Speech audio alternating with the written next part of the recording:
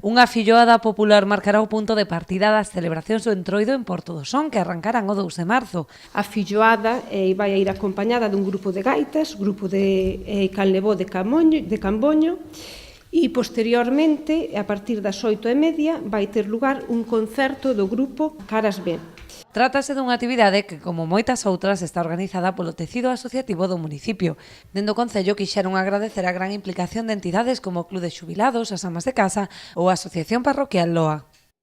Eu quero, máis que nada, facer os agradecimientos á colaboración prestada, porque isto sin todos os colectivos de Porto do Son sería moi complicado. Aunque nós poñamos toda a nosa parte, pois sin vos sería moi difícil, non? Especialmente por esa filloada que facemos e todas esas actividades.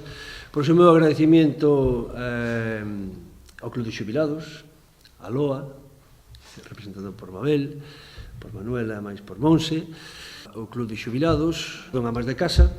O concurso infantil trasladarase este ano ao sábado e incorporase a categoría de parellas ás tradicionais de grupos e individual.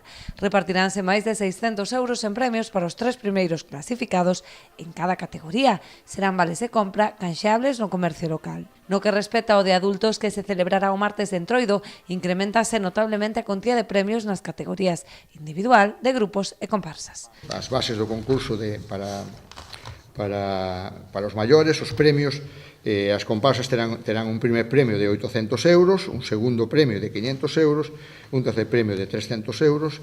Os grupos terán un primeiro premio de 500 euros, un segundo premio de 300 e un terceiro premio de 200. E os individuais pois terán un primer premio de 200, un segundo de 100 e un terceiro de 50.